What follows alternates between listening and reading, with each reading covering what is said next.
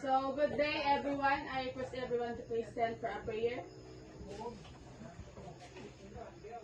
Amen. So, you will now take your seat. My name is Russell Perez. I'm your accredited competency assessor for tile setting institute. So, as a proof of my accreditation, I have here my ID. This proves that I am an accredited competency assessor for tile setting R for this qualification. Thank you. So I have received the assessment package that consists the assessment guide, the competency assessment script, a rating sheet, and candidate's guide. So I would like to acknowledge the presence of Mr. Jimar, our test representative, Mrs. Loleta, our AC manager, and Mrs. Lena, our processing officer. So you don't have to worry with their presence. They are just here to oversee and to observe that our competency assessment is accordance with the prescribed competency assessment methodology. So before we start, kindly submit to me your ID and your admission slip and sign the attendance once I call your name. So Mike EJ.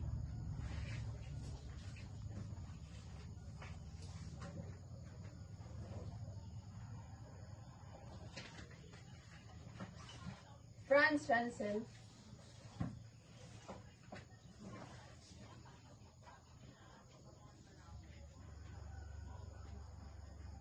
So I have here with me your accomplished application form. So this indicates that you can perform the qualification. Maybe kanang kibawra mo, pero dili kibawra mo sa mga basic, pero basic sa wa mo kibaw sa kanang unsa jud ang standard sa ani nga kanang qualification. So I would like to welcome you all in our assessment center, the ProSkill Vocational School.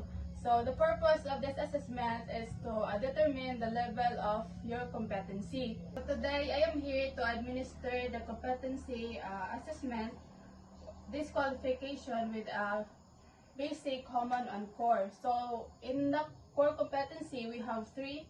First is the lay and repair floor and wall tiles. Second is tile corners, and third is tile curved surfaces. So for this competency, you're expected to perform cut tiles and file and shape tile curved surfaces. So the evidence will be collected through demonstration, observation, and written test. So for your personal needs, the comfort room is located at the back of this building. And if you want to eat your lunch, you can eat at the canteen at the also at the back of our building. And then if you have already, if na mo yung lunch nga inyong gidala, pwede diri lang mo kaon sa atong assessment area. So if you have difficulty of reading and understanding the instruction, don't hesitate to ask me for help so that I can help, so I can explain it better.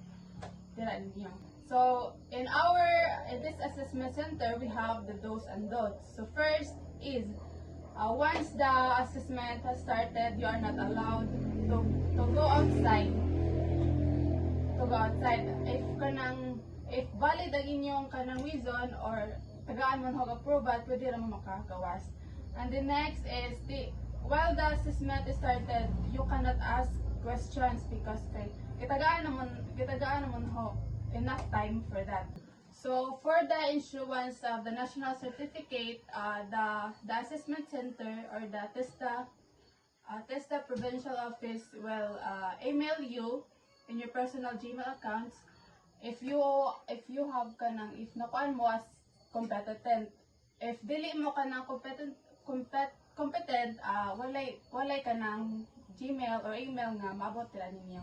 If you are not found to be competent, you don't have to worry kay pwede man mo maka-reassess. Pwede na mo balik og assessment kanang if unsa ra nga time inyo available. For the occupational safety and health and safety requirements, first is dapat kanang kuan jud mo sa mga tools, and then control identify kanang hazards and risk, and always kanang kuan sa OHS for safety. So we observe kanang confidentiality of the result of the assessment. So dili mo mag-worry kung mukaan ba na inyong kanang confidentiality, kay kanang kuan naman ang kanang inyong assessment is ayato man na sa mga kanang prescriber nga mga kanang assessor. So if you have no question, I will now introduce you to our instruction for our qualification. Do you have any question? Okay.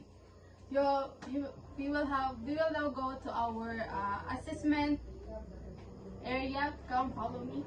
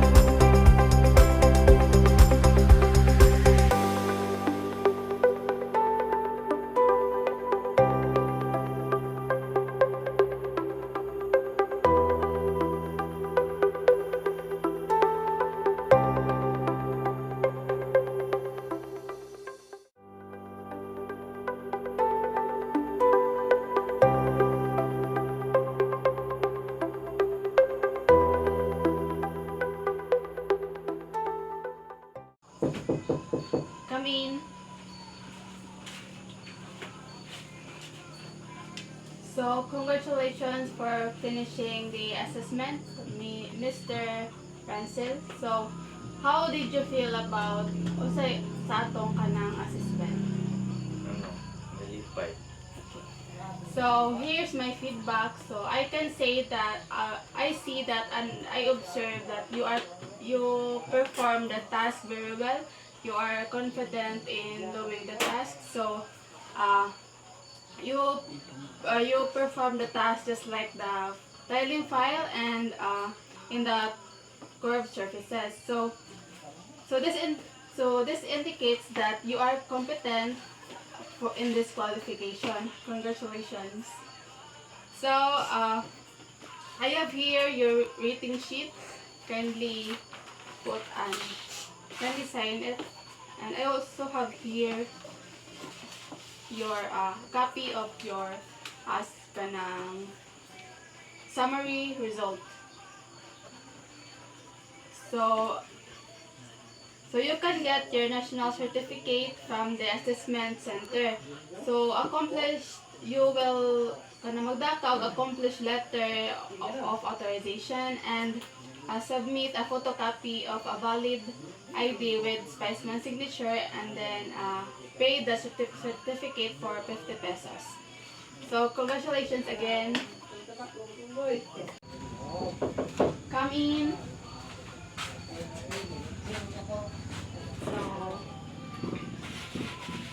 So congratulations on your assessment. So how do you feel about our assessment? Excited. So here's my feedback. I can see that you perform the task well, and I can see that you're able to perform with all of the tasks. But I am sorry, but you are not confident enough to do the task. which is kanang wala siya nakuan sa atong level or sa standard sa atong qualifications. So I am sorry to tell you that you are not competent enough for this qualification. But you don't have to worry kay pwede ramang ka mo reassessment if you are confident enough na para mo perform sa task and para mo reassessment. So congratulations and keep up the good work. Thank you.